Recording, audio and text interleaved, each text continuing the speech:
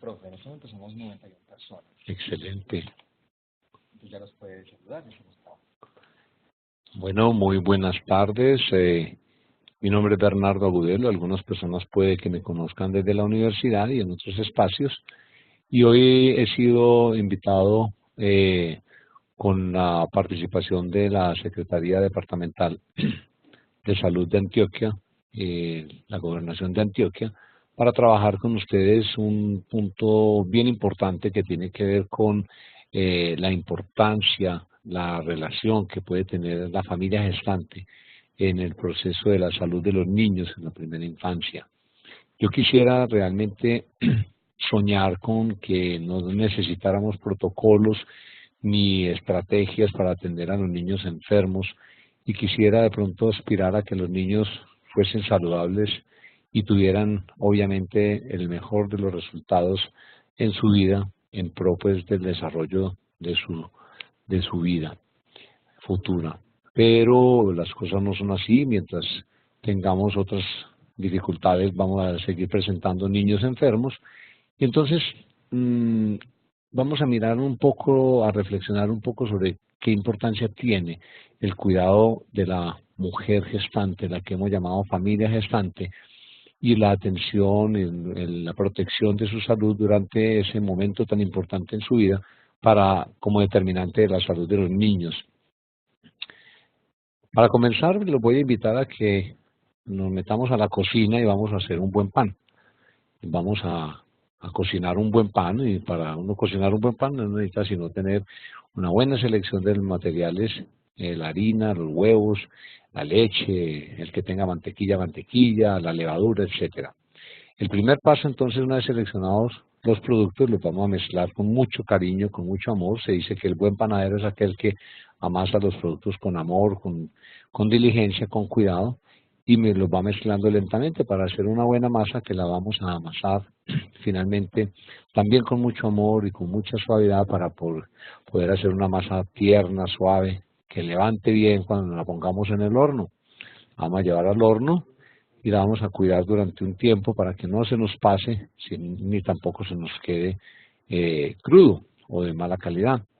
Finalmente, cuando el pan ya está listo y calculamos que está muy bien, lo sacamos y nos lo vamos a disfrutar en familia. Ese pan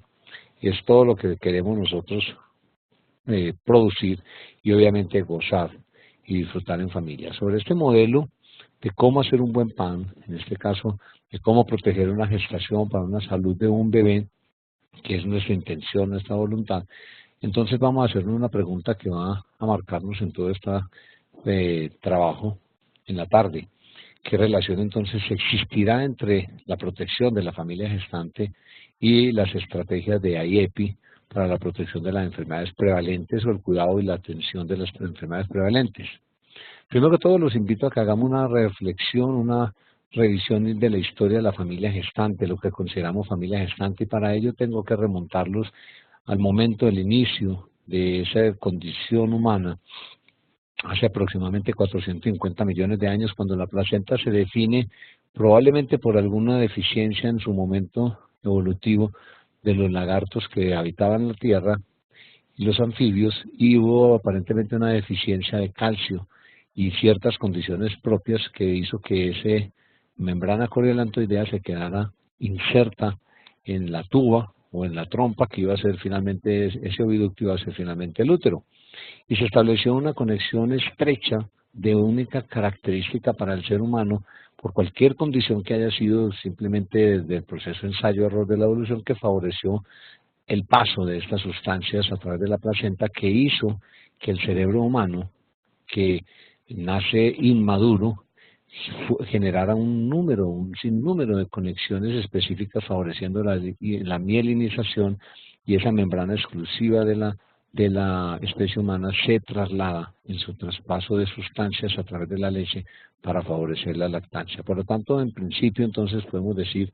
que todo comienza con un estado de dependencia y de especialización, una placenta que nos hace humanos y que nos favoreció el desarrollo de nuestro cerebro a partir del proceso de traspaso de sustancias desde la placenta y luego en la lactancia. para desarrollar nuestro cerebro. Nuestro cerebro entonces evolucionó desde un cerebro de lagarto instintivo que existe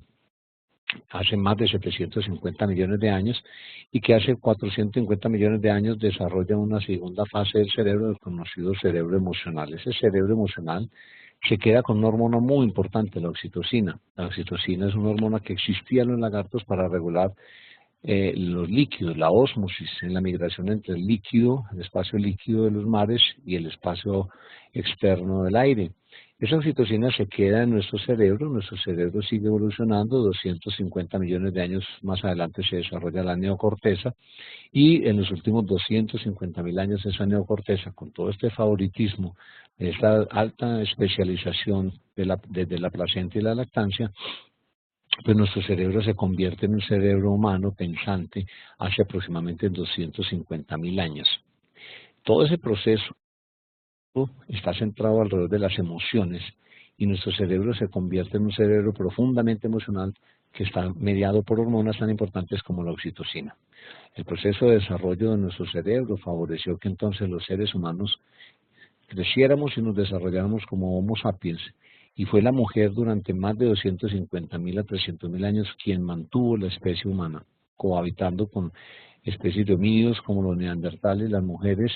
de la Homo sapiens mantuvieron la vida y fueron consideradas diosas durante esta cantidad de años, protegiendo la vida a través simplemente de pecho y de una procreación natural,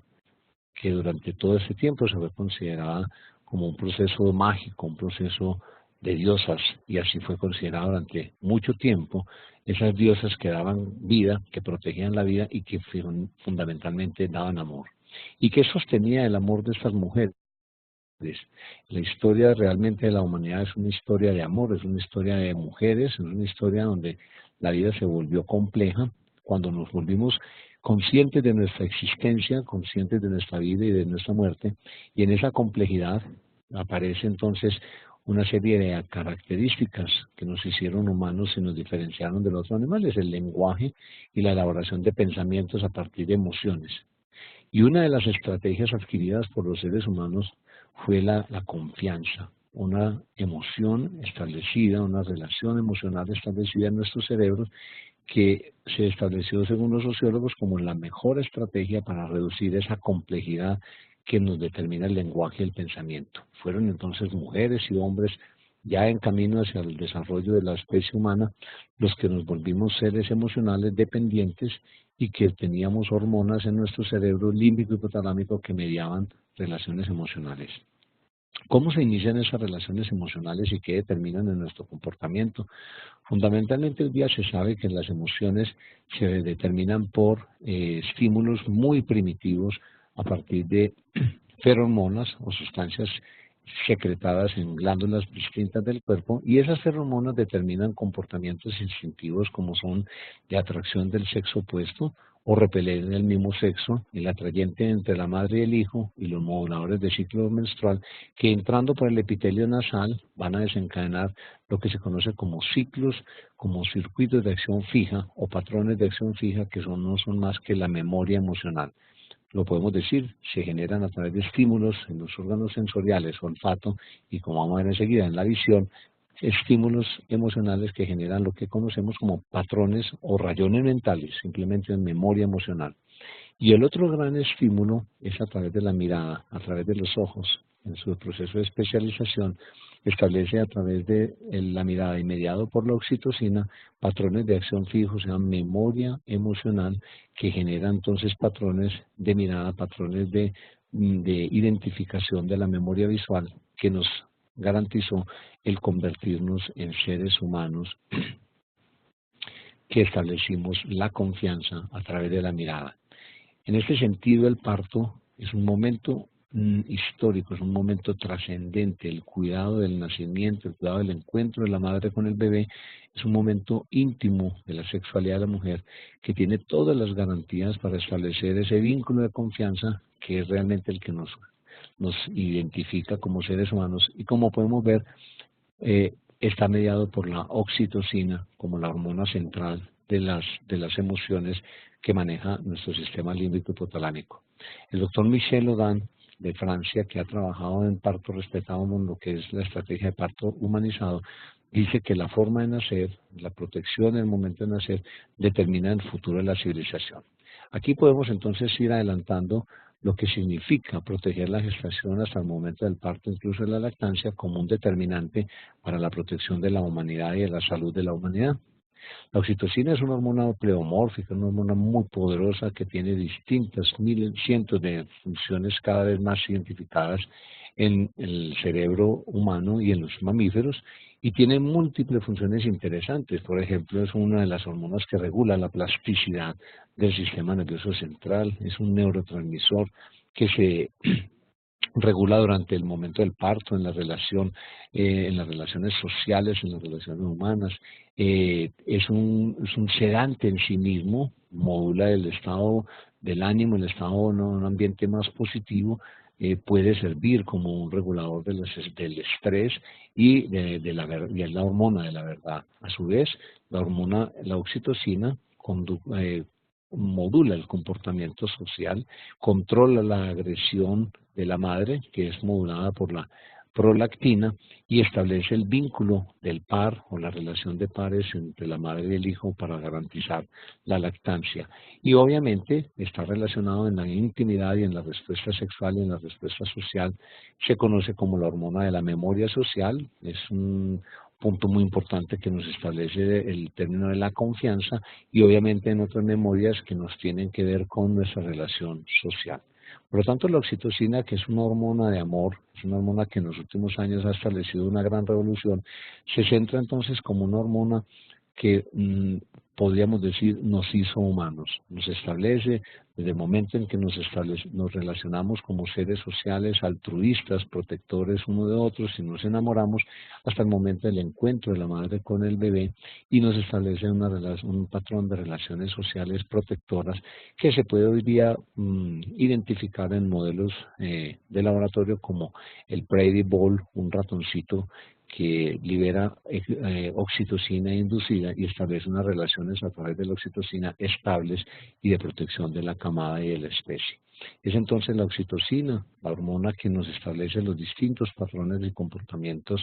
de amor y comportamientos humanos, entendiendo el amor entonces como una de las emociones fundamentales para la garantía de la supervivencia de la vida,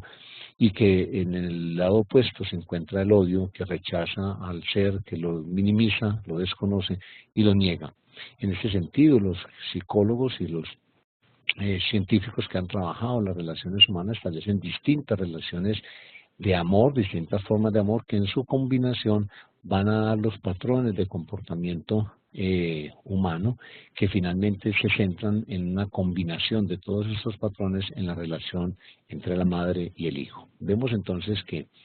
todo el proceso evolutivo de nuestra relación nos ha llevado a un éxito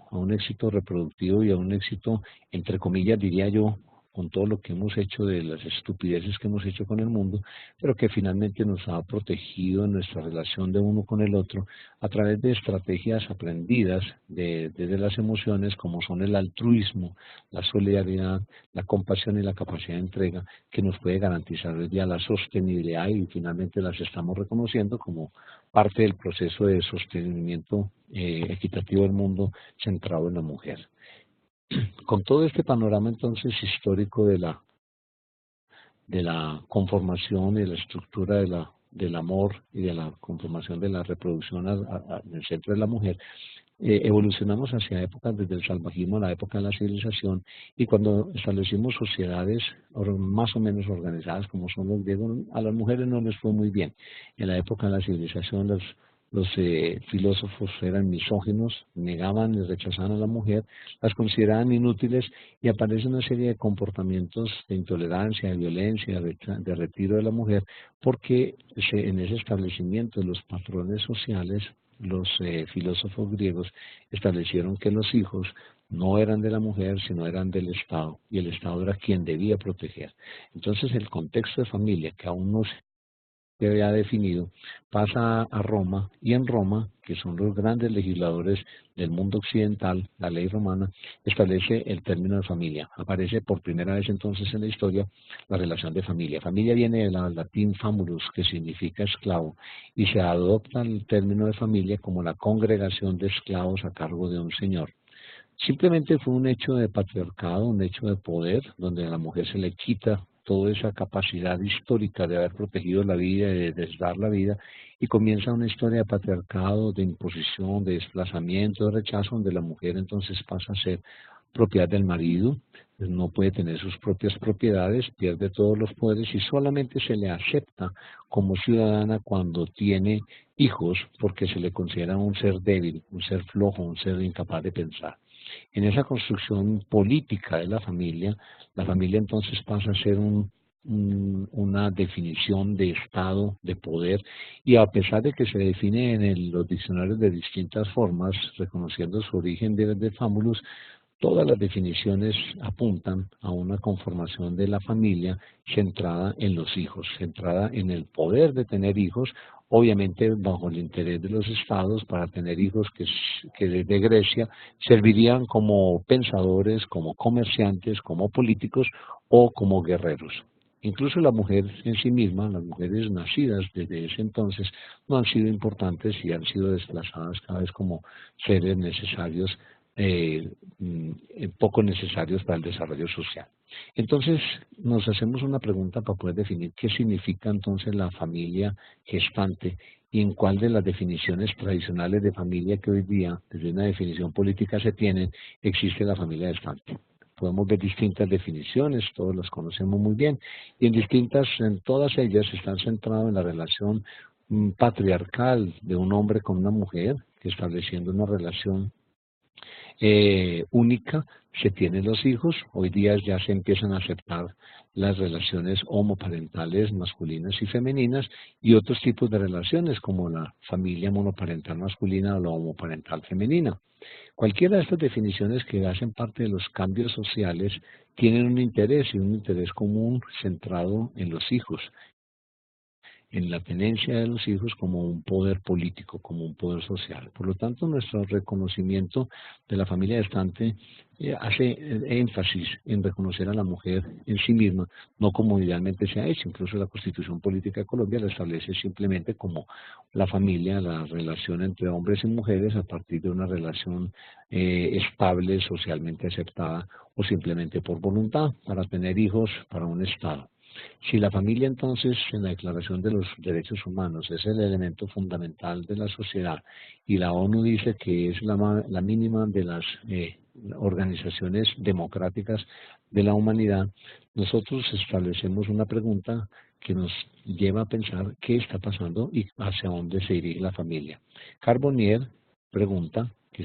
durante mucho tiempo nos hemos preguntado de dónde venía la familia y empezamos a clasificarla. Los primeros sociólogos que pueden considerarse Marx y Engels se preguntaban sobre la familia desde una sociedad, desde una organización social y una diferencia de clases, y hoy día los sociólogos se preguntan más bien hacia dónde va la familia. Esa pregunta hacia dónde va la familia se centra entonces, la hemos querido centrar en la familia gestante. A través de nuestro trabajo que hemos realizado en los últimos años con una plataforma que al final les voy a presentar, que es de la familia gestante, depositada en la plataforma de atulado.co del Parque de la Vida, nosotros hemos identificado a la familia gestante como a esa mujer a la que la reconocemos no como medio para tener hijos, sino como fin en sí misma, que la gestación hace parte de un atributo para la mujer, de una oportunidad y no de un duelo ni de un karma, y que es la mujer en sí misma la que debemos apoyar y proteger para que ella logre desarrollar sus proyectos de vida, sus capacidades, con el hecho de tener sus hijos y conformar la familia, teniendo en cuenta que entre un 40 hasta un 50% de las familias en el mundo son mujeres únicas, sin cabezas de familia, sin necesidad de compartir con un hombre en su existencia. Entonces, teniendo en cuenta, teniendo claridad de este punto de la familia gestante, con la mujer en gestación, vamos a hablar un poco y a hacer la pregunta de entonces, ¿cómo se modula la salud de ese ser, de ese individuo que ha sido concebido en una mujer, a través de la gestación. Entonces tenemos que hacer varias preguntas, varios interrogantes y nos tenemos que ir a revisar cuáles han sido las relaciones y las interpretaciones de los patrones de herencia o de trascendencia de genes o de información desde la línea filogenética hasta la línea ontogénica, teniendo en cuenta que la línea ontogénica es la del desarrollo embrionario y fetal.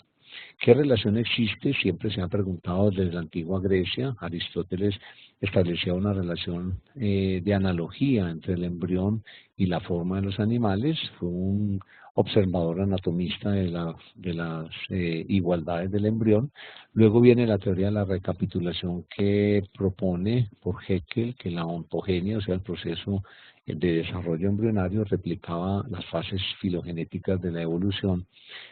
Finalmente, en los años 80, Stephen Jay Gould establece la teoría Evo-Devo, que ha tomado mucha fuerza y que contrarresta o contrapone las teorías de Darwin, y plantea que la morfología y el desarrollo del ser puede ser variado, puede ser modificado por las presiones evolutivas, o sea, por los grandes momentos del proceso evolutivo. En los últimos años, del 85 hacia adelante, el doctor Barker establece la teoría epigenética, una teoría que no entra en conflicto con la teoría de Evo-Devo, pero que la complementa y establece que ese momento del desarrollo fetal, embrionario fetal, es determinante de la salud del ser.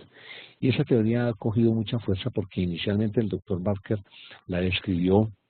como teoría epigenética de desarrollo de la salud cardiovascular, en la observación que hizo de una población de Inglaterra, y se fue a la comunidad donde estos individuos con enfermedades cardiovasculares prevalentes tenían un registro histórico por esta enfermera, esta midwife, que los había asistido entre 70 a 80 años atrás. El doctor Barker observa el registro de los nacimientos realizados por esta diligente mujer y propone que las condiciones ambientales durante la gestación son determinantes importantes de la capacidad de respuesta del ser en la vida extrauterina, o sea, de la salud. Él por primera vez se arriesga a relacionar las condiciones del ambiente fetal intrauterino con la organización y la estructura cardiovascular y metabólica para determinar que esas personas que él estaba analizando epidemiológicamente con aumento de enfermedad coronaria, diabetes mellitus, hipertensión arterial e hipercolesterolemia, habían tenido pesos menores de 2.500 o mayores de 4.000. La hipótesis de Barker fue interpretada en distintas formas y se relacionó con otros tipos de análisis desde la misma teoría de Evo-Devo y la teoría filogenética. Y hoy día se sabe entonces que los momentos determinantes del desarrollo estructural del ser están dados en las primeras 8 semanas del desarrollo embrionario. Allí, durante el proceso de organogénesis,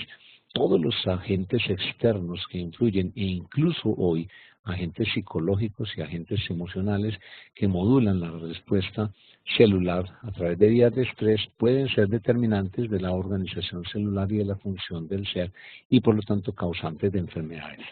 Durante este desarrollo temprano del sistema nervioso central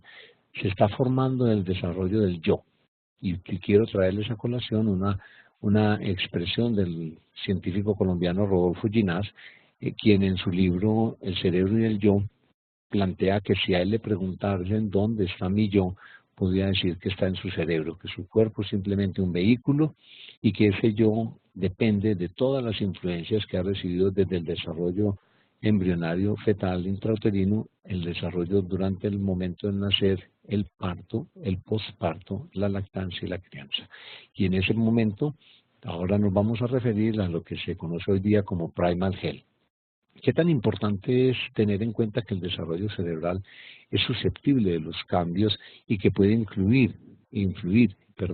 en la estructura? Se saben algunos determinantes que han sido comprobados, por ejemplo,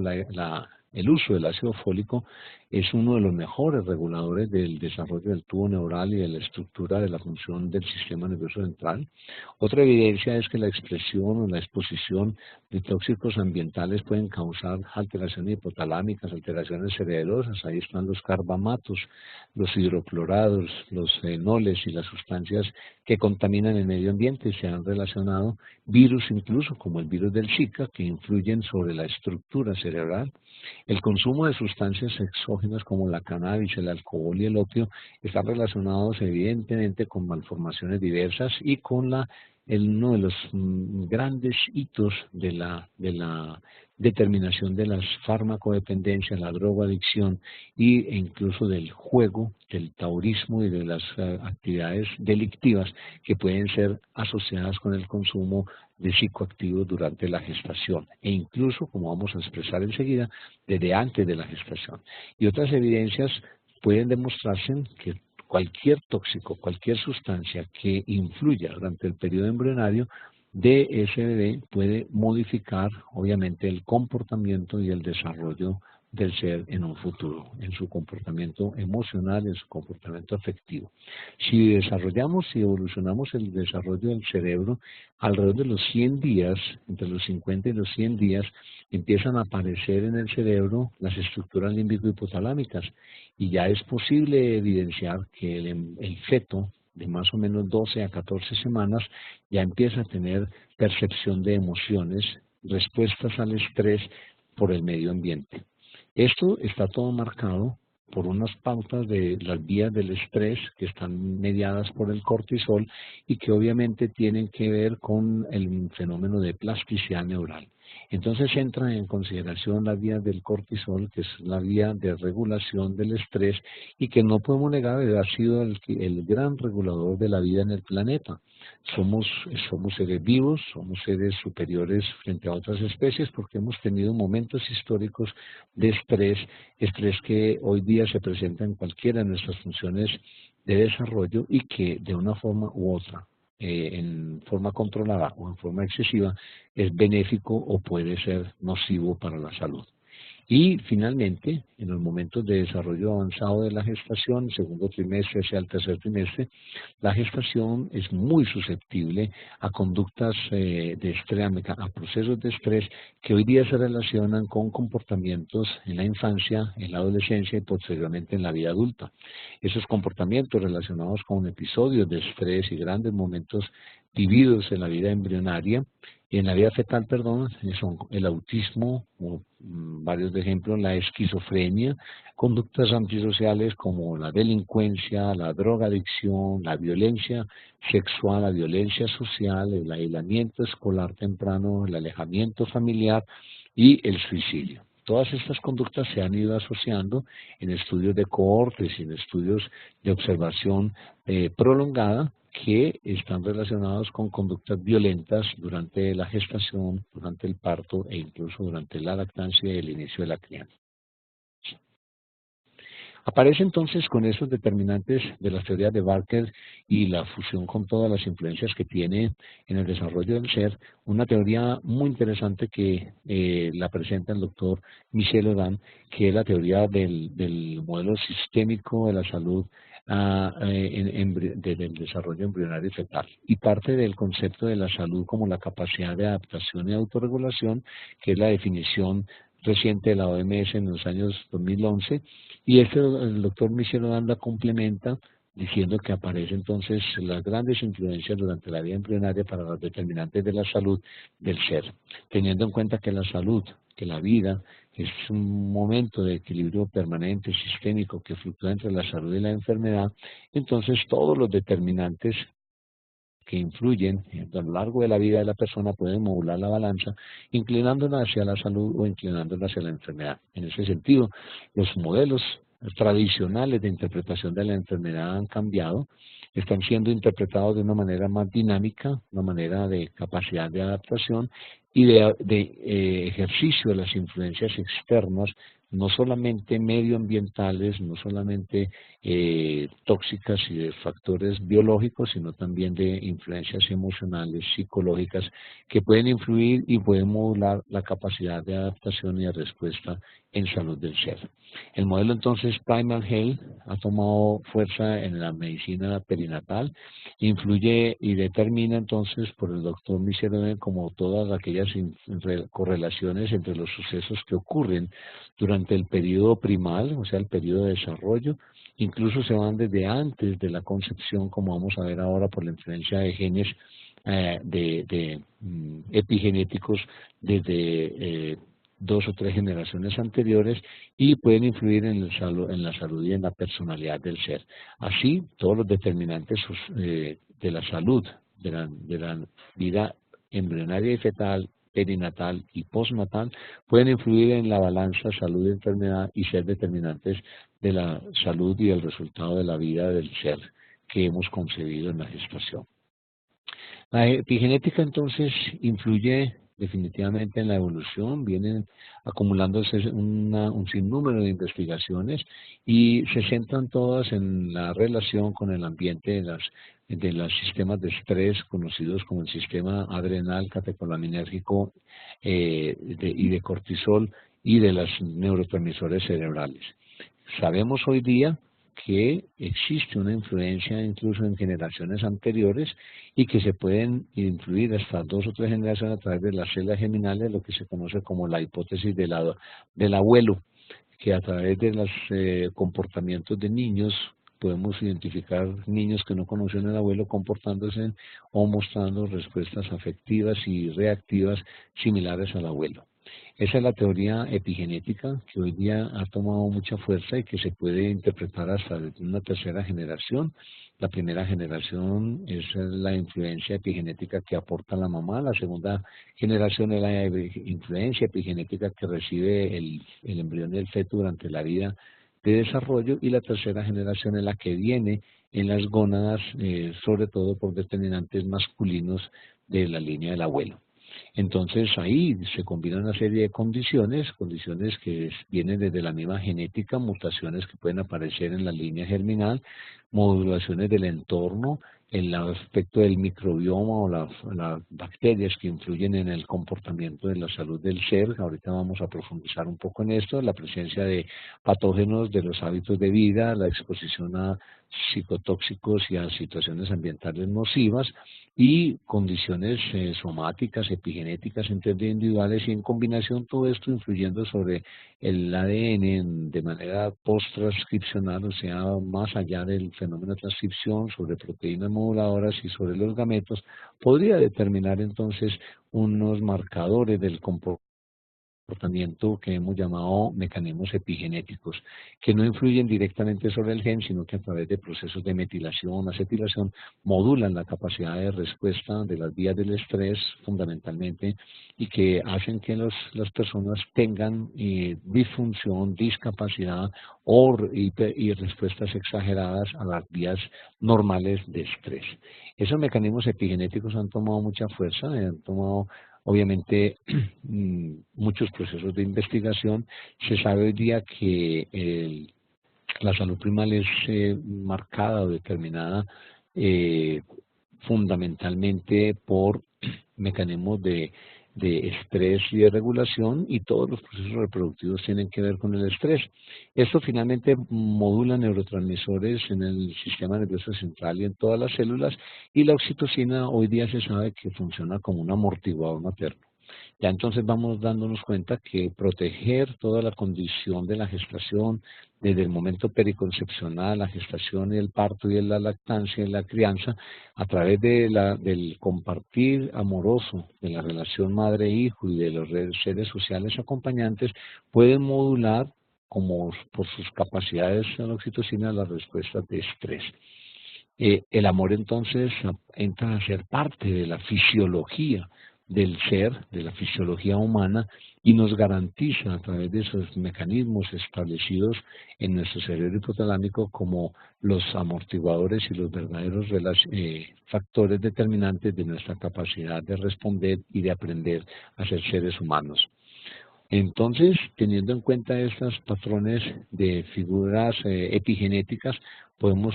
asociar que el consumo de alcohol, el consumo de psicoactivos y otras cosas pueden tener influencias por las vías de estrés y por las vías de neurotransmisores en deterioros del niño que pueden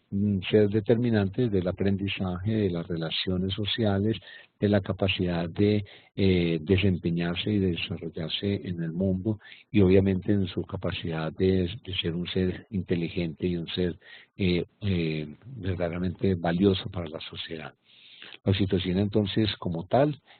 funcionando en su forma natural, es un determinante final de la disminución de la ansiedad y de las conductas agresivas y obviamente puede ser modulada por la conducta, por las conductas y por los distintos procesos de culturización y socialización.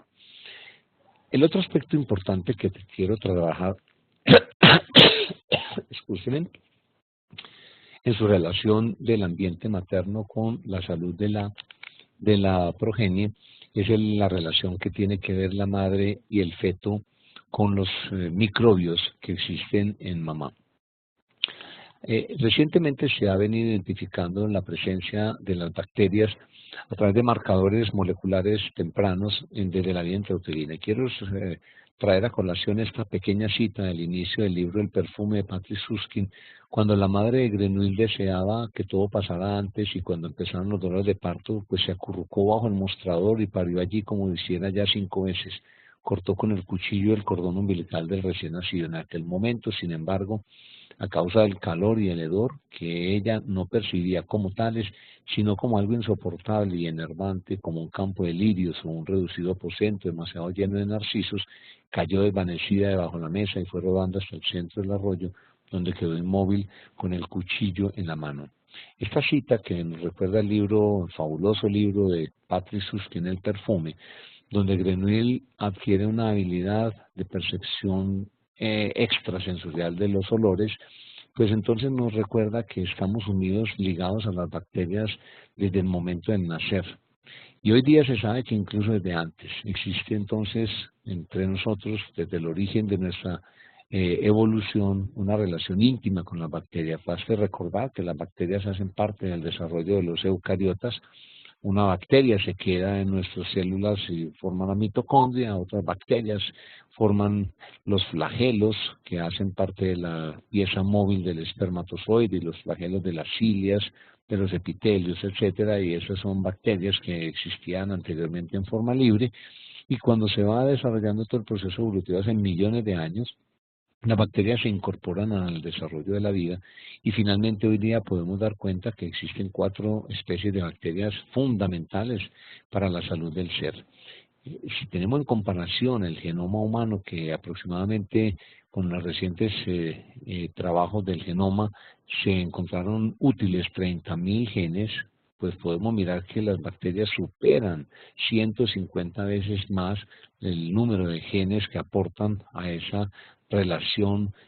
simbiótica con los seres vivos. Las bacterias entonces de estos 4 tipos fundamentales hacen parte de una simbiosis permanente, están distribuidas en nuestro cuerpo de distintas maneras y hacen parte de más o menos el 2% del peso corporal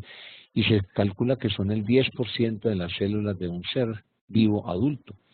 Por lo tanto, las bacterias han tomado una importancia fundamental como la microbiota que participa en el desarrollo y en la salud del ser, desde la piel, las mucosas y los distintos epitelios, y hace parte del órgano metabólico, respondiendo hasta por el 50 al 60% de las funciones metabólicas del individuo, como vamos a ver enseguida,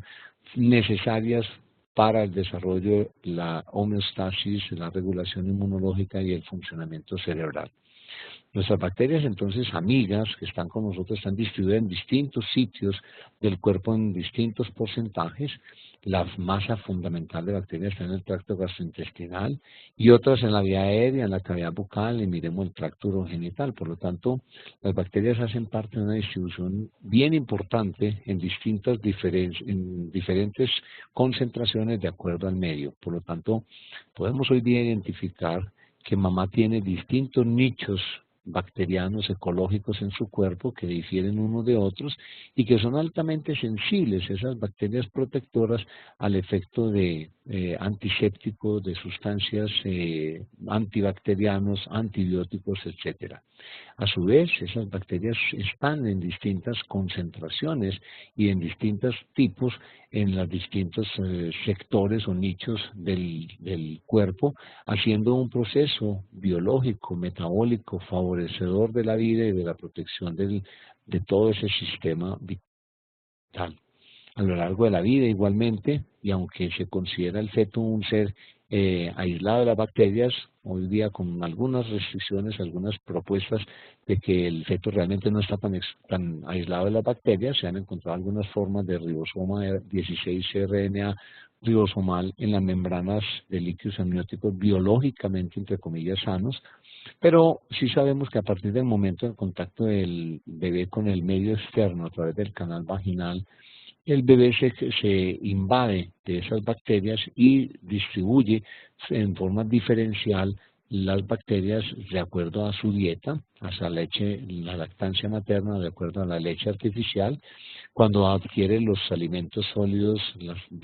las bacterias cambian en su conformación y a lo largo de la vida. Durante el crecimiento del infante, cuando usan antibióticos, cuando tienen exposición o carencias a sustancias importantes que caracterizan la desnutrición, o en la alimentación saludable, son distintas las microbiomas de los niños en distintas condiciones. En el adulto de igual forma, y se establecen diferencias en los microbiomas del individuo que es de peso normal, eutrófico, o los individuos que tienen obesidad. Y cuando llegamos a la edad adulta, después de los 65, 80 años, la vejez, la microbiota puede cambiar y obviamente puede determinar patrones de enfermedad, incluso enfermedades neurodegenerativas.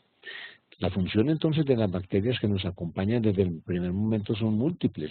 Pueden actuar muchas de ellas como inactivadores de xenobióticos, que son tóxicos medioambientales. Probablemente los mayores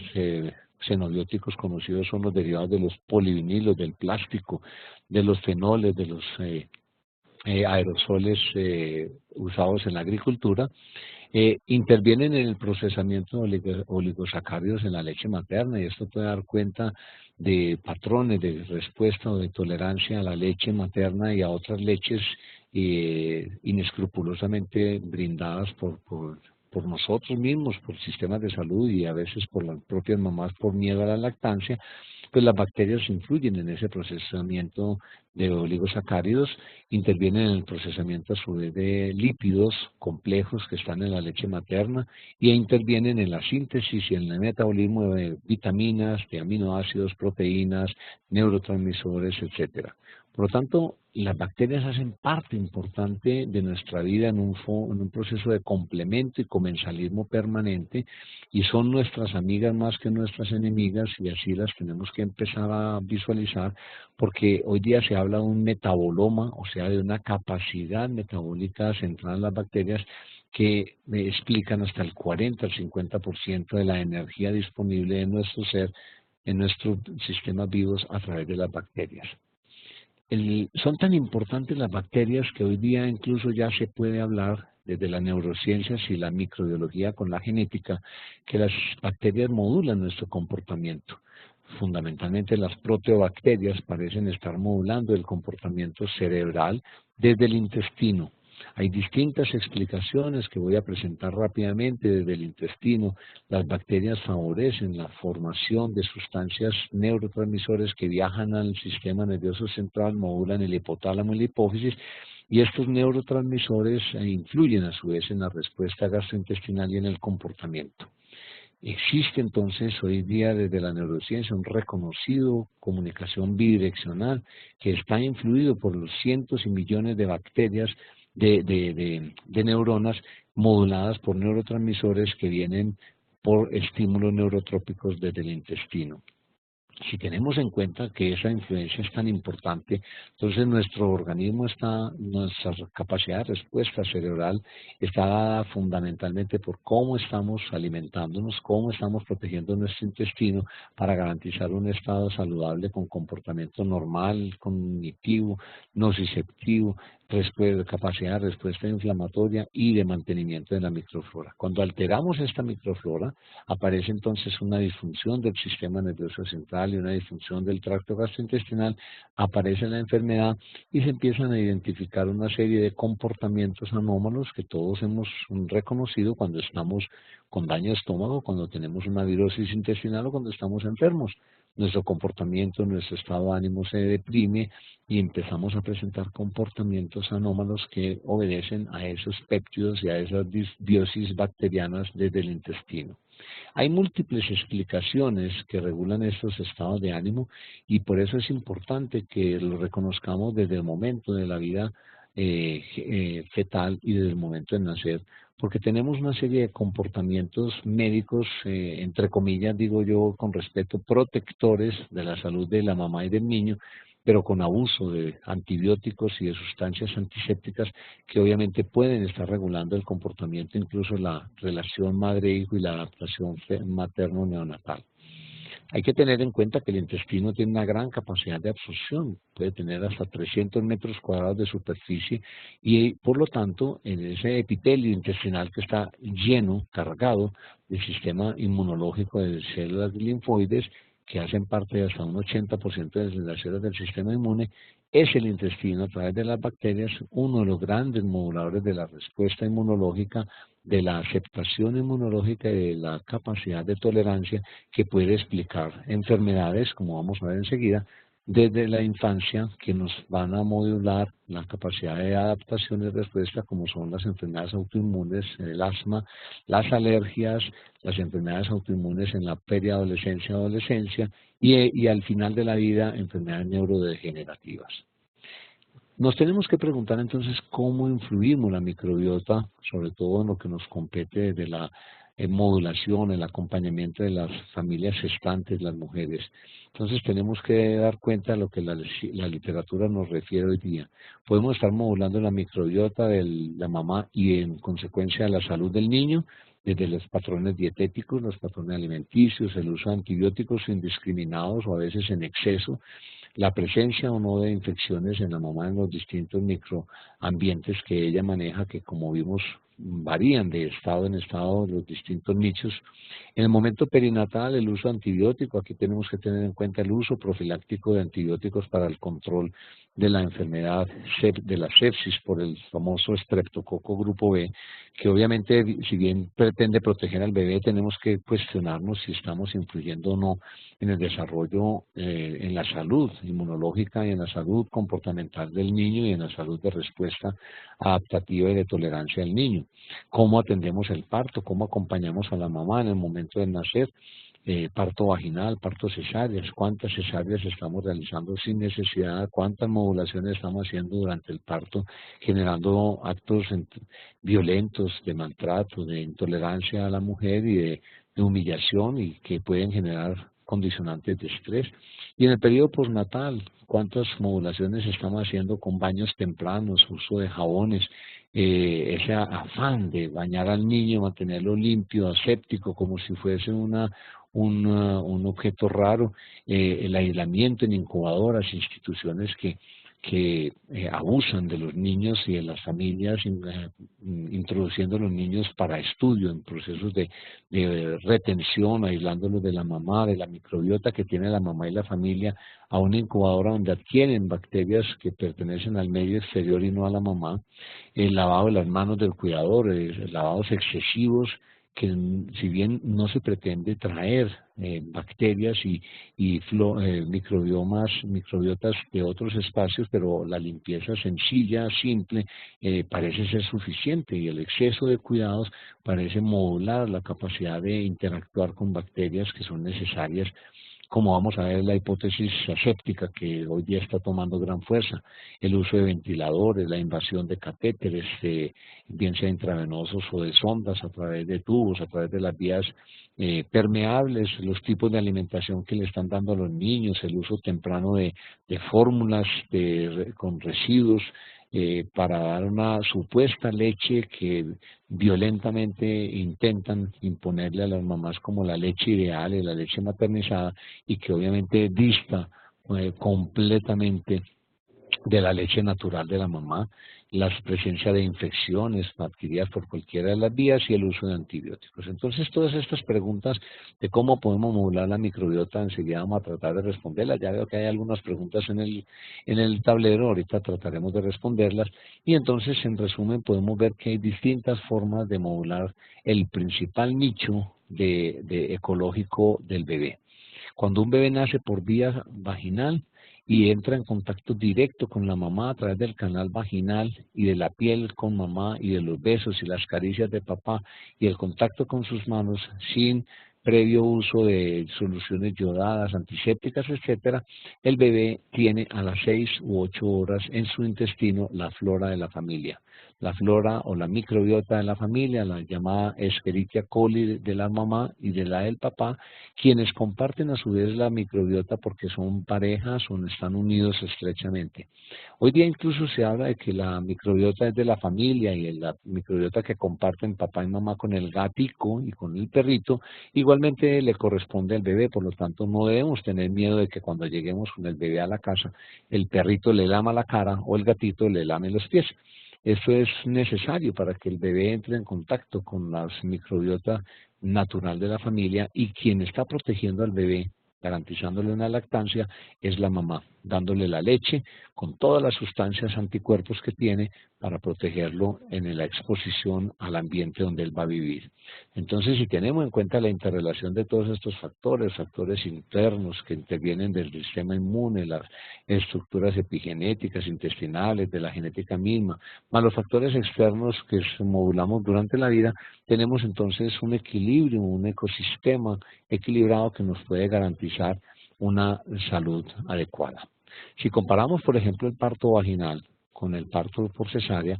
y cuando un bebé se somete o es permitido que nazca de manera natural, se expone rápidamente a bacterias importantísimas para garantizar su salud, que son los lactobacilos, el bifidobacterium y a ciertos neurotransmisores producidos por estas bacterias. Esto disminuye entonces los procesos de metilación, o sea, disminuye de entrada los procesos epigenéticos, regula hormonas de estrés como el cortisol, favorece las respuestas inmunológicas de la relación TH1-TH2, modula el sistema inmune disminuyendo en sí mismo la respuesta autoagresiva de la enfermedad autoinmune y disminuye neurotransmisores de estrés a nivel hipotalámico hipoficiario. Por lo tanto, la conclusión es que cuando permitimos un parto vaginal y respetamos el contacto del bebé con la mamá y con su familia, pues permitimos una adquisición de una microbiota normal que favorece procesos alimenticios y de tolerancia normal. Por el contrario, cuando hacemos cesáreas, y sobre todo cesáreas innecesarias, cesáreas motivadas por el interés del médico o del sistema, pues estamos favoreciendo primero el aislamiento de bacterias naturales de la mamá y de la familia, como son la Escherichia coli, ya dijimos, los lactobacilos, y favorecemos otros tipos de bacterias que pueden venir del exterior. Las primeras son de los aparatos, de los módulos y de las personas externas al ambiente de la familia. Esto genera un efecto posgenético, o sea, modula la epigenética a través de factores metiladores, aumentan los efectos de estrés, alterando receptores de cortisol, favorece las respuestas inmunológicas en la inversión TH2-TH1, favorece la formación de anticuerpos, autoanticuerpos, y aumenta el riesgo de enfermedades crónicas no transmisibles, que, como ya dijimos, se pueden expresar después de la adolescencia o en la adultez. Se disminuyen notablemente los lactobacilos y las bifidobacterias, y se sabe que cuando un bebé se expone a un parto por vía cesárea, cesárea sin necesidad, su microbiota intestinal y los microentornos de bacterias saludables se pueden permanecer sin cambio hasta por 5 a 7 años de vida, los primeros 6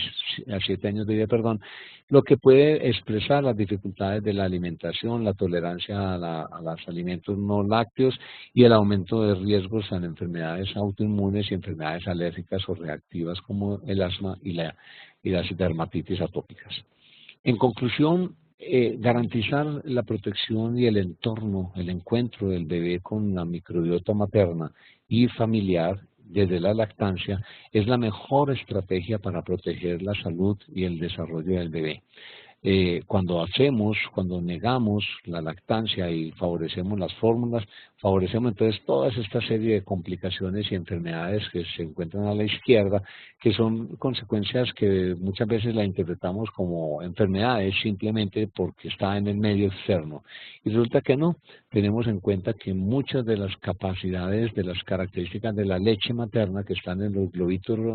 violeta, explican por qué es más favorecedor la leche materna en la absorción de nutrientes, en el crecimiento y el desarrollo, en la protección del sistema inmune de los distintos lechos epiteliales y en final en la complementariedad de ese valor humano tan importante que viene desde hace millones de años con nosotros, que es la protección del amor social. Para terminar, entonces, creo que es importante tener en cuenta que tenemos que proteger en nuestros ecosistemas y tenemos que ser muy cautos para evitar estos ambientes excesivamente limpios que pueden influir con el desarrollo de enfermedades del niño en lo que se conoce como la hipótesis higiénica. En esa hipótesis higiénica, cuando modificamos los ecosistemas, se están asociando en diversos estudios la presencia o la prevalencia de las enfermedades que tiene que acudir la estrategia IEPI para protección de la salud, de recuperación de la salud, como son las enfermedades pulmonares, el asma, las enfermedades intestinales crónicas como la enfermedad de Crohn, las enfermedades neurodegenerativas, en las mujeres la vaginosis bacteriana, las enfermedades neurológicas como la esclerosis múltiple, la dermatitis atópica, la diabetes mellitus tipo 1, la rinitis alérgica, entre otras. Entonces, como tenemos ya varias informaciones que pueden ser moduladas desde la vida, desde la concepción y desde la gestación, voy a plantear entonces qué podemos hacer. Hay varios estudios, he traído apenas unos y podemos analizar el uso de los antibióticos profilácticos para que hagamos una reflexión. Cuando se utiliza antibióticos profilácticos, en este estudio realizado en Canadá durante el 2010 al 2012, encuentran que el uso de antibióticos profilácticos para el grupo estreptococo B, utilizado en el 21% de la población, demuestra característicamente diferencias en la microbiota intestinal a los 3 meses, persiste hasta 1 año, cambios en la disbiosis con bacteroides y parabacteroides, disminución de enterococos y de clostridium, y en la lactancia, con la lactancia aumento de proteobacterios y actinobacterios hasta 3 a 12 meses. O sea, los estudios microbiológicos hoy día validados con estudios genéticos pueden dar cuenta de que los niños expuestos a cambios en la microbiota desde la vida perinatal y neonatal aumentan la frecuencia de complicaciones. En este estudio se relaciona el asma a los 8 años en los niños nacidos por cesárea y se encuentra que la prevalencia de asma es del 12% y que la cesárea, la prevalencia de asma es 8 veces superior a la población. Cuando ambos padres alérgicos cuando ambos padres son alérgicos, la probabilidad de tener asma en el niño es casi dos veces superior. Solo uno de los padres es 0.86 sobre el valor 1, y si los padres no son alérgicos es solamente 36. Por lo tanto, la asociación entre asma y enfermedades alérgicas tiene que ver con la vía del parto y tenemos que ser muy cuidadosos. Esta tabla final, entonces, para entender cómo desde el patrón de comportamiento de la microbiota intestinal podemos garantizar el desarrollo o deteriorar la salud y favorecer la enfermedad con una serie de enfermedades que han sido identificadas a lo largo del tiempo y que fundamentalmente estamos dejando de perder la oportunidad de propiciar una buena salud. Y hoy día pues prácticamente hasta la lactancia pasó a ser parte de una licencia o de una marca registrada por las multinacionales. Entonces nos tenemos que preguntar hacia dónde vamos, qué es lo que está pasando y cómo podemos interactuar de forma saludable. Quiero entonces finalmente ya para concluir mirar desde una mirada integral, holística, en qué consiste la protección de la salud de la familia gestante. Entonces les traigo aquí el círculo de salud de la familia gestante, en la cual identificamos los momentos más importantes de la mujer durante su proceso reproductivo. Quizás el momento donde captamos a las mujeres tempranamente podemos tener en cuenta que desde una fase preconcepcional y la captación temprana, entonces podemos tener el primer momento de la fabricación de ese pan que queremos hacer es la selección de materiales. Es muy importante trabajar en toda esta fase previa a la gestación, desde el plan, la elaboración del plan reproductivo y la solicitud de la visita preconcepcional, como la preparación para la gestación. Cuando ya tenemos captación temprana y empezamos a identificar riesgos en la visita prenatal y a evaluar de manera integral, entonces tenemos ya el segundo paso para la elaboración del pan, que es la mezcla de los materiales con mucho amor, cuando empezamos a identificar cuáles son las mamás que están saludables, que pueden realmente a entrar en una gestación para concebir una gestación saludable en pro de una salud del bebé. El tercer paso, cuando empezamos a identificar riesgos y a hacer una atención integral, tiene que ver entonces con el proceso de protección de esa masa, de ese amasamiento suave que vimos en la fabricación del pan. Y después de esta fase viene la atención oportuna del parto y la atención con calidad, que tiene que ver con el horneado del proceso del pan, horneando el pan adecuadamente durante una atención integral y la atención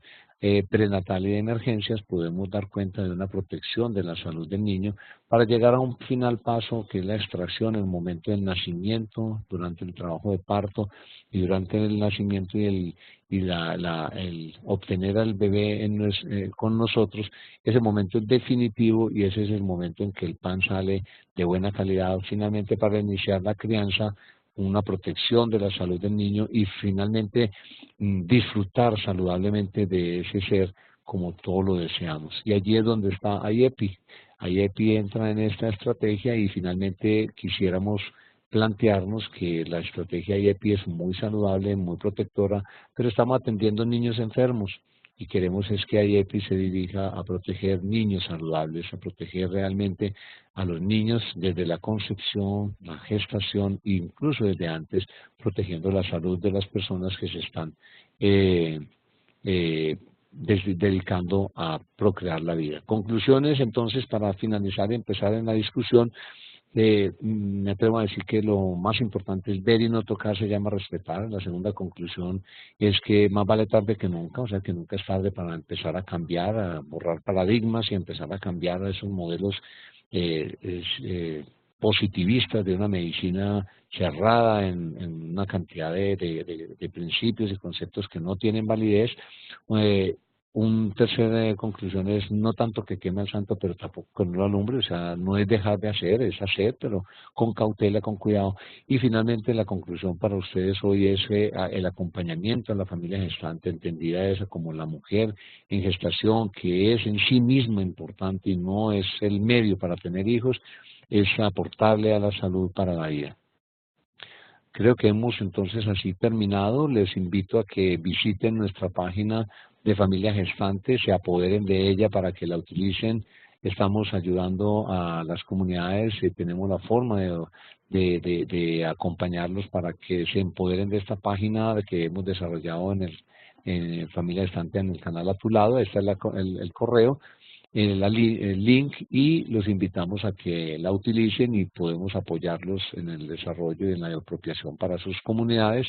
Y finalmente, pues los invito a que respetemos el planeta, respetemos la ecología y al respetar la ecología respetaremos a las mujeres en su proceso de dar vida. Les agradezco mucho. Entramos entonces en la discusión, en el diálogo. Encuentro varias propuestas a lo largo del trabajo. Voy a tratar de resolverlas desde temprano, desde las primeras. Muchas gracias. ¿Hay voz direccional o solamente es chat?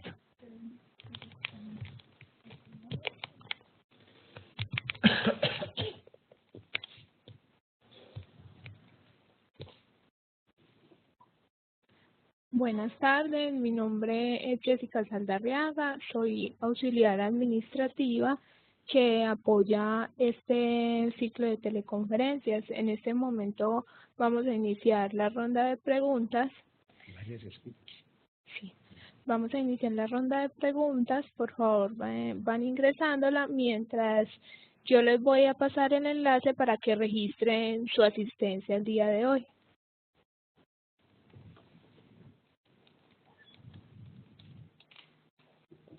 Me manejé bien. Claro.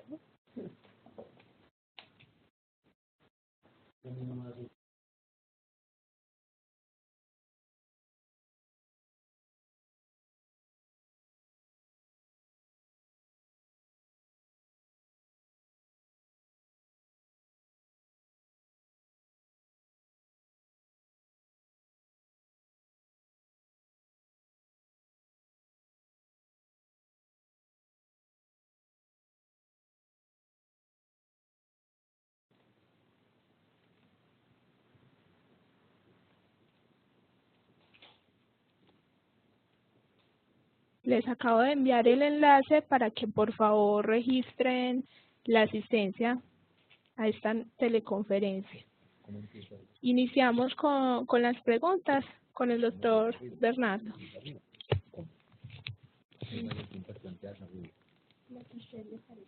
Pero ¿cómo la reviso? Bueno, voy a empezar a revisar las preguntas que han planteado desde el comienzo con la ayuda de Erika para tratar de responder y tener esta hora de... Idealmente me gustaría más bien conversar, pero tratar de que por lo menos les voy a leer la pregunta y les hago la respuesta. Entonces, empecemos acá.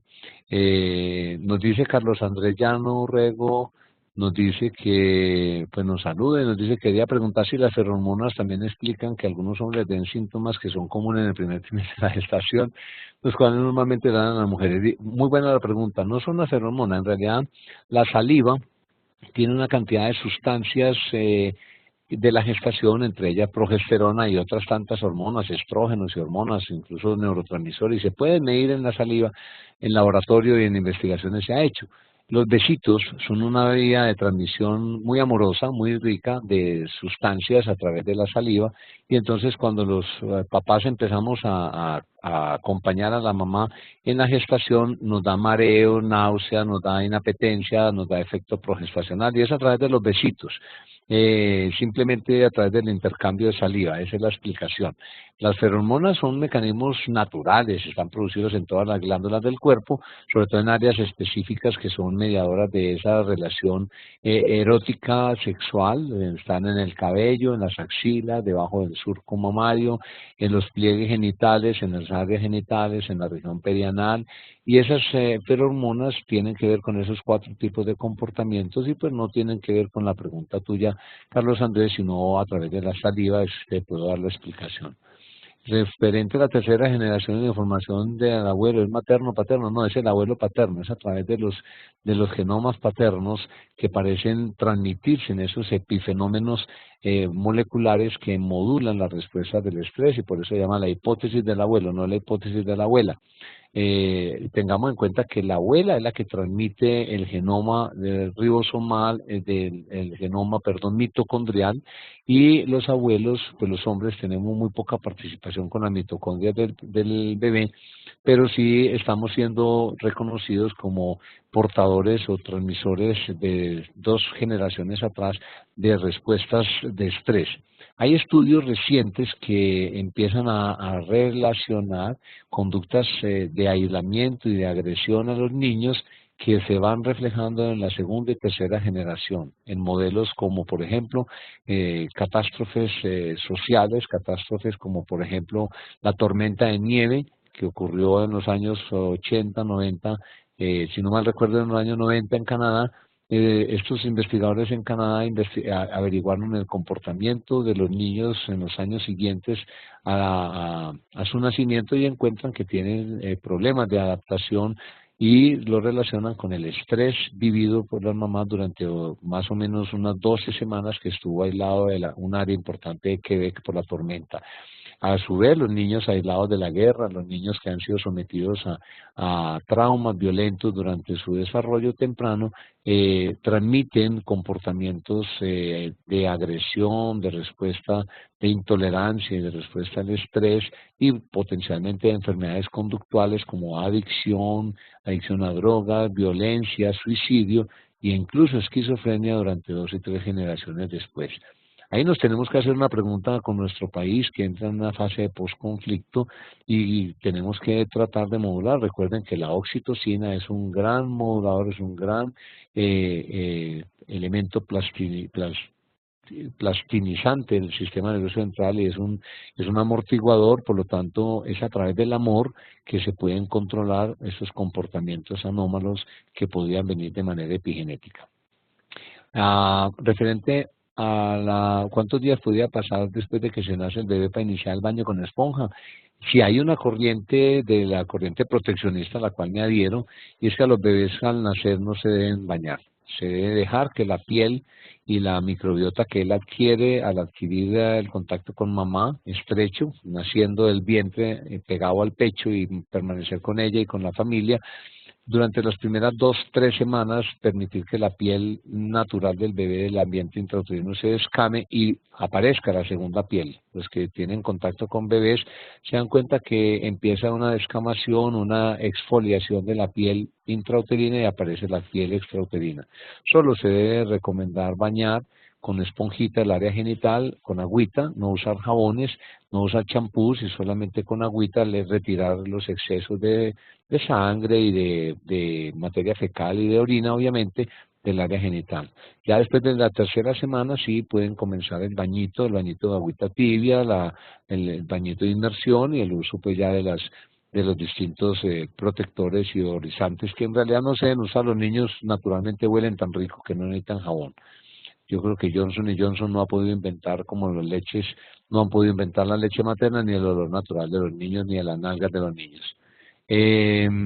Avanzando, aparece Néstor Alberto Manrique, saludos, un gran amigo.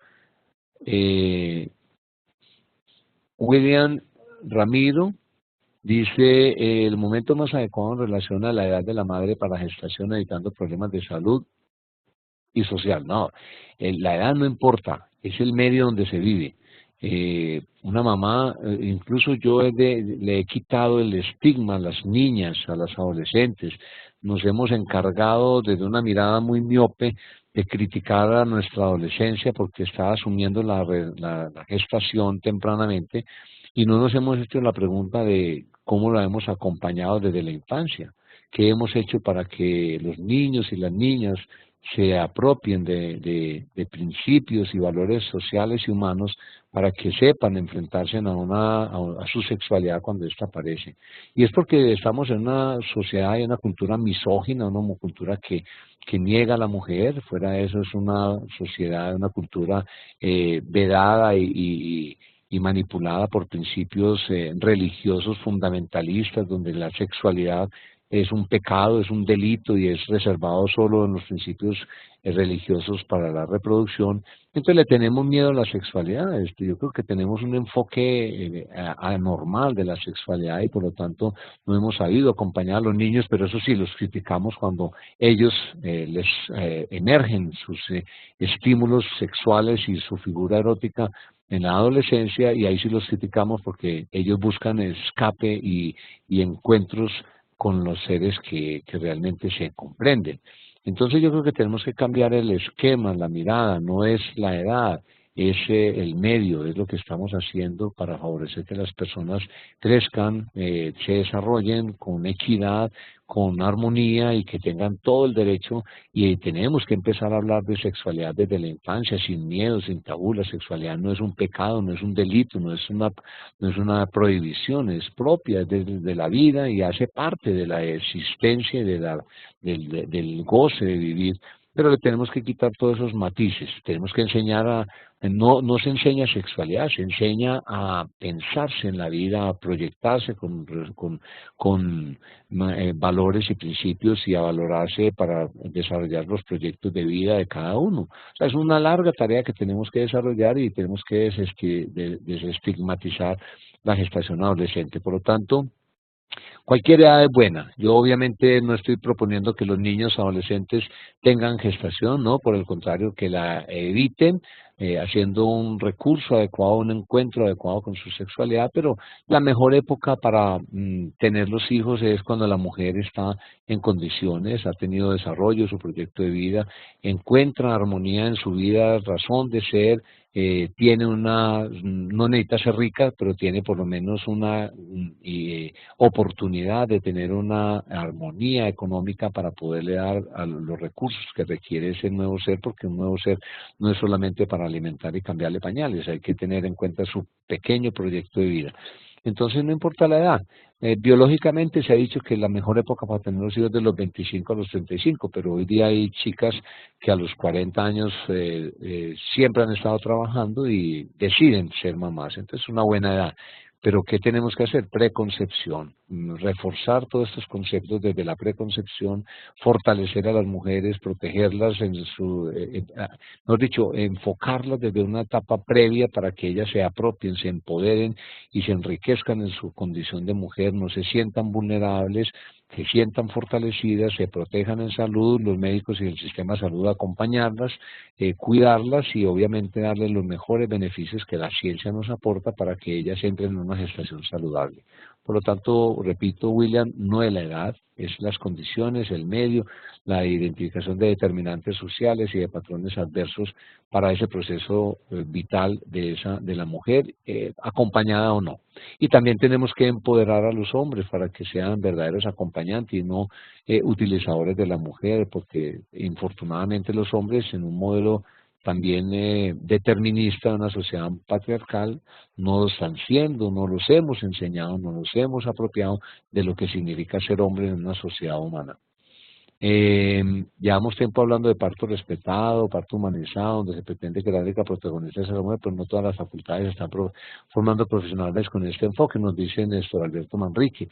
Siguen siendo protagonistas, los profesionales siguen siendo los protagonistas y sin consentimiento siguen sometiendo a las gestantes y a procedimientos como epicio, cesáreas, aislamiento, etcétera. No se plantea para unificar este criterio de nacer. Bueno, Néstor, muchas gracias por tu concepto. En realidad hemos hecho un ejercicio muy grande, estamos desde la Facultad de Medicina trabajando con nuestros estudiantes. Esto hace parte de nuestro currículo, hemos compartido a través de estas teleconferencias, de talleres con la Dirección Seccional de Salud de Antioquia, con la Dirección Local de Salud, hemos hecho un ejercicio muy grande, pero cambiar no es fácil, Néstor. Yo entiendo que hay miedos reconocidos en los profesionales, en el sistema de salud, en las instituciones. Hay miedos a los temas de habilitación por una interpretación errónea de los temas de interpretación y creen que acompañar un parto en una cama es un criterio de no habilitación y eso es mentiras. La norma dice muy claro que no es el parto en cama el que es un evento adverso, sino el parto abandonado, o sea, el no acompañamiento, no se importa dónde, la norma no dice dónde tienen que nacer las mamás saben parir y entonces establecer todas estas pautas y todos estos procesos es necesario hacerlo desde la academia como tú propones y pues poco a poco hemos logrado algunas cosas. Por lo menos desde la Facultad de Medicina de la Universidad de Antioquia estamos comprometidos con esta tarea, seguimos trabajando, estamos acompañando a los hospitales que nos acudan, tenemos hospitales que nos apoyan en la formación de nuestros estudiantes y nosotros lo único que podemos dar, nosotros no podemos dar ni computadores, ni plata, ni nada a las instituciones, lo único que podemos dar es conocimiento, momentos de reflexión, talleres, investigación. La universidad pública está amarrada para dar plata, no podemos dar sino conocimiento y reflexión, pero seguimos acompañando a los que quieran estar con nosotros porque en realidad nuestro interés es altruista y ese está en pro de la salud de las personas. Gracias por tu concepto y es una invitación muy reflexiva a que los equipos de salud se piensen y se hagan una análisis de lo que estamos haciendo y cómo podemos cambiar. Pero sí hay cambios, se ven lentos, pero sí hay cambios. Yo he dicho que el cambio final lo van a lograr las propias mujeres en la medida en que empoderemos a las mujeres de sus virtudes, de sus capacidades y de sus derechos, y se los reconozcamos en una medida u otra. Ellas van a reconocer finalmente que ellas saben parir, que son protagonistas y que tienen derecho a reclamar, y lo único que le va a quedar al sistema es hacerles caso.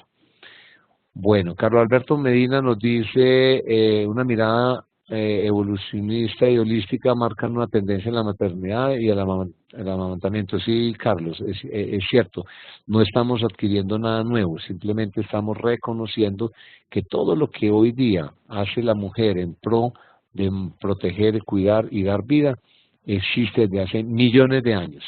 Desde hace millones de años la mujer está dotada de todas las capacidades biológicas, cognitivas, evolutivas para dar vida, para amamantar,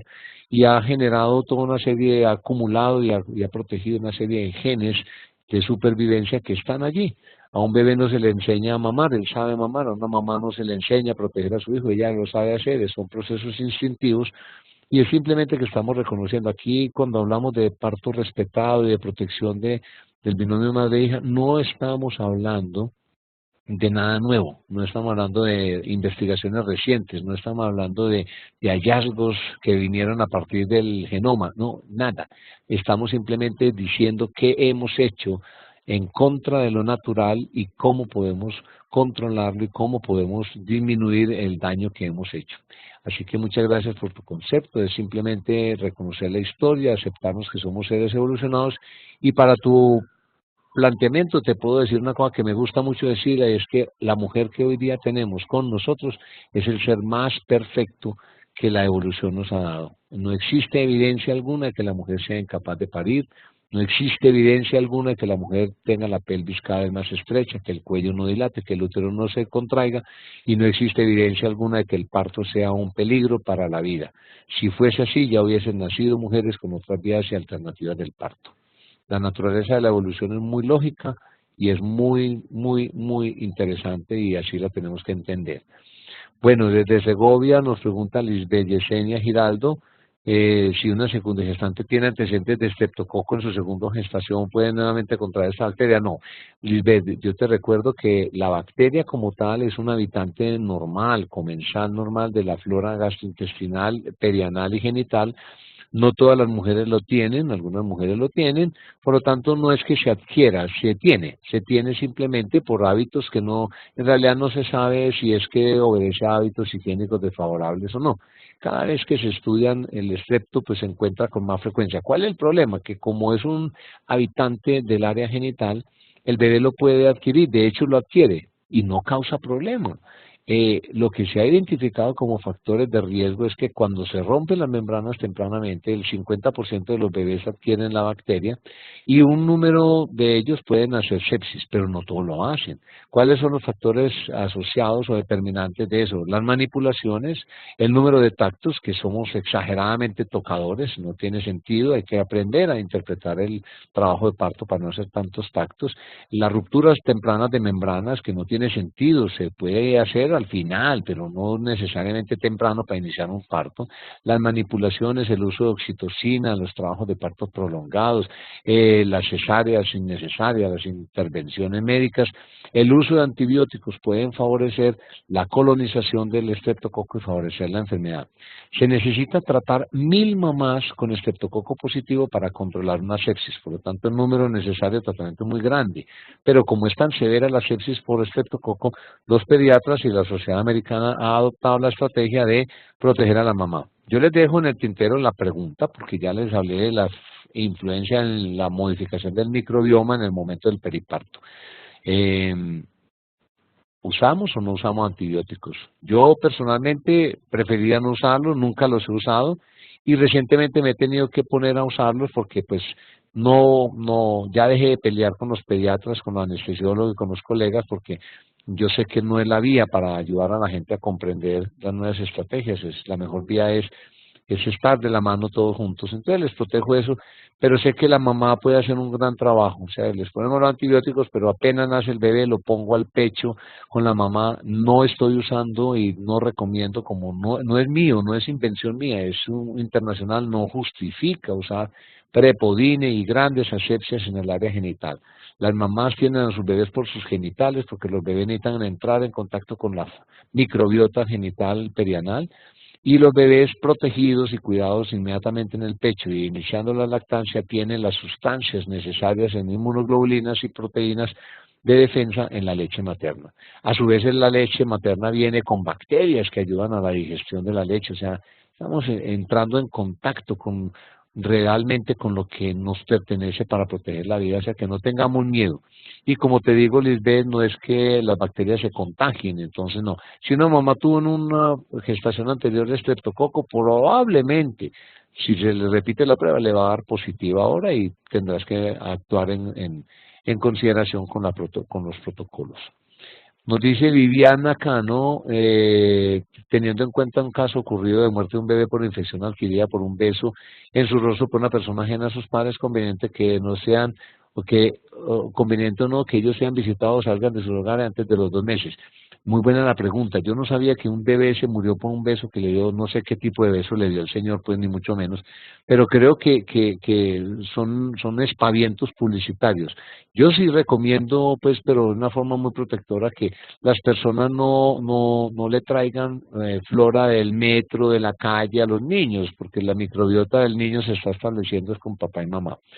¿Qué recomiendo yo y qué hago yo en lo personal, en mi comportamiento personal? Es si yo saludo a un bebé, no le doy besos en la cara ni en la mejilla, le cojo con los deditos y le toco la carita o la frentecita y no más como si fuera un beso. En realidad no vale la pena besuquear a los bebés, pues dejarlos tranquilitos con su mamá y su papá, para que esos sean los que le den los besos, le inunden de besos mientras él adopta todas las defensas de la lactancia y recuerde que los primeros 3 meses el bebé hace un giro en sus defensas, en sus inmunoglobulinas y ya se encuentra desde el nacimiento con las bacterias del mundo y empieza a adquirirlo. No hay que aislar al niño en una burbuja de plástico, no hay que aislarlo en una incubadora estéril, eso es un cuento, hay que dejarlo que explore, pero tampoco abusemos de él trayéndole pues y babucear, ¿cómo se llama? Babear a un bebé no tiene sentido. Entonces creo que vale la pena es tenerlo en cuenta así.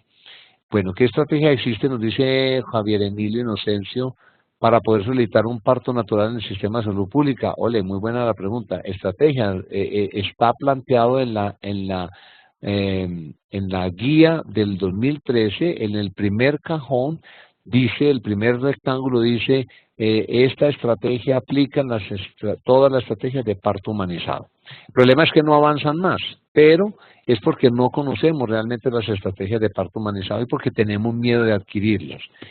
Los sistemas de salud son lentos en cambiar, sobre todo por nosotros que somos lentos en vencer nuestros paradigmas. Pero finalmente estamos cambiando, entonces ya hay instituciones que ya el parto humanizado no es tener a una persona acompañando a la mamá y viendo el celular, eso no es parto humanizado. Parto humanizado es respetar a la mujer, es protegerla en sus derechos, es permitir que ella sea realmente la protagonista, es comprender el entorno del parto como un proceso natural, fisiológico, no violentarlo, no imponerle estrategias médicas que pretenden simplemente favorecer al sistema o al médico. Parto humanizado es identificarla a ella como un ser que intercambia conocimientos, que tiene angustias, que tiene miedos, que sabe preguntar. Parto humanizado es valorarla a ella en toda su dimensión, cuidarla, darle un trato caluroso, cálido, amable y respetarle su momento de parto, que es un momento íntimo. Si ustedes miran las salas de parto, trabajos de parto de la ciudad, ninguna, ni en las clínicas, ninguna es protectora de la intimidad, del aislamiento y de la seguridad que la mamá requiere. Entonces nosotros tenemos que empezar a cambiar desde esos pequeños entornos, proteger a la mamá desde el ingreso o ingresar por otra parte distinta a urgencias, tratarla con cariño, no usar palabras soeces, grotescas, como violentas, como decirle. Yo he visto mujeres que han sido mamás diciéndole a mamás, y sí, cuando lo hizo, ¿por qué no lloró? O diciéndole groserías de, señora, cállese que está alterando a todo el mundo, o señora, usted no tiene por qué gritar. Una mamá grita y llora porque necesita. De hecho, les puedo adelantar que el parto es doloroso en los seres humanos porque necesita el cerebro humano liberar muchas endorfinas para que se genere el apego, porque somos los seres mamíferos más inmaduros que nacemos. Ningún mamífero nace tan inmaduro como nosotros, por lo tanto nosotros necesitamos de la mamá como ser protector. Entonces hay que conocer, leer, documentarse qué está pasando con el proceso de parto respetado, parto humanizado, para poderlo integrar a las instituciones lentamente y sin violar los derechos de las personas. Jaime Alberto Ruiz dice, según lo explicado, hasta el mismo pensamiento y la personalidad de un bebé será determinado por la relación biótica que se tenga tempranamente con la microbiota. Correcto, Jaime, así es. Todos los determinantes sociales y que la mamá se expone desde antes de la concepción, la gestación, el proceso de gestación, parto y puerperio, pueden determinar el comportamiento del niño. Finalmente es el amor, es esa gran emoción que tenemos los seres humanos que nos ha protegido y que nos ha hecho humanos, la que modula el comportamiento de los niños y la que hace de ese ser un nuevo ser, un ser social, respetuoso, humano, protector. Estoy completamente de acuerdo. Melby Esther nos dice que es normal la tendencia de mascotas en la infancia y cuando hay bebés, algunos pediatras cuando aprenden la alergia manifiestan que a los padres quieren retirarles. Yo no soy pediatra, no estoy totalmente de acuerdo. En mi casa siempre ha habido perros, perros y gatos y pues lo que he leído es que los perritos y las mascotas de la casa tienen la microbiota de la familia y que los niños tienen que entrar en contacto con los animalitos. Yo tengo la experiencia personal con mi hijo y con los familiares que los niños criados con animalitos son seres humanos inigualables. Protegen la vida, saben respetar, saben proteger, saben cuidar, son muy especiales. O sea que yo no le tengo miedo a criar los hijos con animalitos y me parece que somos seres humanos que simplemente hemos habitado este mundo con ellos. Bueno, Beatriz me saluda, muchas gracias, gracias Beatriz Elena Hincapié, me apropio del conocimiento que usted me da, mucha seguridad, experiencia con la familia gestante, promocionando la humanización, desde el control preconcepcional, prenatal, trabajo de parto, puerperio, puericultura, reprendemos todos los días, gracias por esta oportunidad, con mucho gusto Beatriz, espero que nos podamos ver y que podamos compartir otros espacios. Diana Carolina Cartagena dice, muchas gracias. Una pregunta en cuanto a la planificación postparto con relación a la progestina sintética oral, ¿hasta cuándo puedo iniciar? Si el parto fue hace 3 meses y cuando está lactando y con amenorrea lo puedo iniciar, sí. La lactancia en los 3 primeros meses no es el tema de hoy, obviamente, pero la lactancia en los 3 primeros meses se puede iniciar en cualquier momento, idealmente debe ser temprano. La recomendación hoy día de la OMS y de los organismos internacionales es propiciar el uso de medicamentos de larga acción, de anticonceptivos de larga acción, bien sea dispositivo, el implante, etcétera. Los anticonceptivos orales, llámese progestinas o los combinados, cada vez pierden más uso porque generan mayor necesidad de estar atentos, pendientes, etcétera. Si una persona va a usar un anticonceptivo tipo progestina oral, lo puede iniciar desde el momento del parto hasta los primeros 3 meses o más. A los 3 meses ya la lactancia exclusiva no es muy segura, empieza a perder utilidad como anticoncepción natural y a los 6 meses pues no es muy útil. Por lo tanto, antes del 3er mes se deben iniciar cualquier tipo de anticonceptivo y te repito que lo ideal es utilizar los de larga acción, dispositivo tipo té de cobre o medicado tipo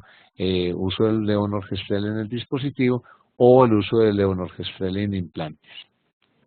Nos dice Marta Camargo, gracias por este enfoque integral hermoso en la familia, qué bueno que la medicina recupera el valor de la mujer, la familia, del amor, la ternura y el cuidado. Gracias Marta, estamos completamente de acuerdo.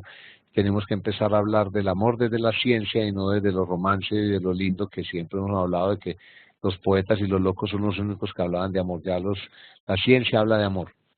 Muchas gracias. Santander Suárez dice, es importante ese tema porque creo que se está pensando en la población del mañana, a corto, mediano y largo plazo. Es preciso anotar que aún hay familias lejos de gozar todo este programa de beneficios, de ser cuidadas en una etapa tan importante de sus vidas. Con todo esto, la madre de hoy puede sentir que hoy más que nunca se han creado las mejores condiciones de acompañamiento para dar luz y vida, tanto a ellas como a nuevos seres. Gracias por tan importante tema. Gracias, Santander, por tus palabras. En realidad, más que decirle a las mamás, usted tiene derecho, es que nosotros estamos convencidos de que conocemos los derechos de las personas para garantizárselos. O sea, somos nosotros los que realmente en la prestación, en el contacto con las personas, garantizamos los derechos de las personas. Por eso tenemos que leer los derechos humanos, los derechos sexuales y reproductivos, tenemos que conocer los derechos de la mujer y el niño para que se los garanticemos en el contacto que tengamos día a día con ellas, desde la prenatal, las consultas normales y la atención durante el trabajo de parto, parto y puerperio. Disnora nos dice, gracias por los conocimientos, muy importantes esos temas, muy bien. Y Carlos Andrés Llano nos dice, el parto en agua podría alterar la microbiota del recién nacido, ¿qué tan recomendable es? No, mira que no es en realidad, el agua es un medio natural de la vida. Cuando tú te metes a una piscina o a una bañera, no sales estéril, no, te bañaste simplemente, pero no sales estéril, tu piel no queda estéril. De hecho, pues, tu microbiota sigue allí en tu área cutánea, en piel, etcétera. O sea, que el parto en agua no altera, y menos que al agua no se le echan antisépticos ni esterilizantes, es agua normal. El tema del parto en agua es un tema, pues, yo diría tabú, es muy bueno, yo lo he practicado, es muy bueno porque ayuda a relajar, pero la gente tiene miedo, pero la experiencia en el mundo es muy grande, los que quieran empezar a incluirlo pueden comprar sus piscinas, se consiguen en internet, es saber utilizarlo, lo hemos usado y ha sido realmente lindo. Cuando la mamá va a pujar necesita apoyo, problema, la bañera de plástico la mamá no puede apoyar, entonces uno tiene que ayudarle con el brazo para que ella se apoye, porque se puja con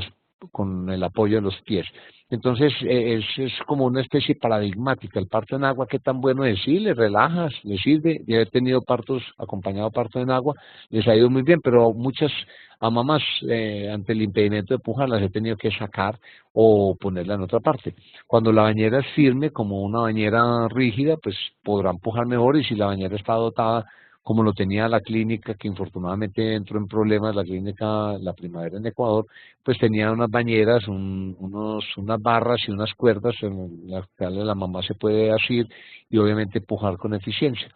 Pero la ducha de agua caliente, los paños de agua caliente, el acompañamiento amoroso, respetuoso, el ambiente íntimo, la protección de la luz blanca, poner luz tenue, apagarle la luz, invitar a la mamá que se concentre en el bebé, eso es mucho más enriquecedor que una bañera. O sea, que humanizar el parto no es comprar una bañera y meter a una mamá en una bañera, es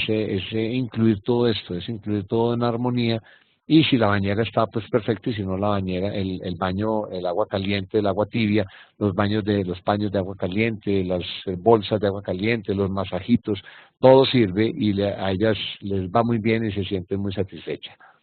Javier Emilio Inocencio, ¿dónde lo podemos ubicar para practicar? Invítenme a tomar cafecito, yo estoy en el departamento de ginecología de la Universidad de Antioquia, en el Hospital San Vicente, bloque 12.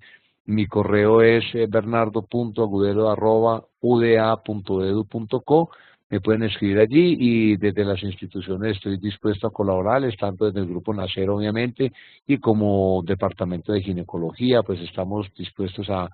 colaborar y a participar en este proceso. Y la pregunta, William, nos da muchas gracias, y Elizabeth Román nos dice, ¿qué porcentaje de niños nacidos por cesárea padecen de dermatitis atópica? No sé el porcentaje, pero los estudios de cohorte y de asociación retrospectiva y otros estudios, porque estos no son estudios de doble ciego, no se pueden hacer porque no son éticamente correctos. Los estudios de análisis retrospectivo y de exposición a riesgos demuestran que la frecuencia es más alta. está en la literatura, no te la sé decir en este momento, podríamos averiguarla, pues yo la tengo, pero no soy muy amigo de aprenderme cifras. Lo que dice sí es que es significativamente mayor la dermatitis atópica, el asma, las enfermedades dermatológicas, las enfermedades autoinmunes, como ya les he explicado. Por lo tanto, no te puedo dar una cifra, pero sí sabemos que es significativamente más alta. Por favor, repetir su correo, entonces anoten, pues yo se lo voy a escribir acá. Es bernardo.agudelo, el arroba aquí es este, arroba ya, uda.edu.co. A bernardo.agudelo, uda.edu.co, ahí les queda mi correo. Y muchas gracias a todos por el acompañamiento, entraron muchos, espero que no se hayan dormido y hayan cabeceado. Afortunadamente no los vi, pero espero que los que lo hicieron pues puedan repetir la presentación que queda grabada, ¿cierto, Alonso? Muy bien. Muchas gracias, esperamos encontrarnos en nuevos espacios y que tengan una feliz tarde y muchas felicidades.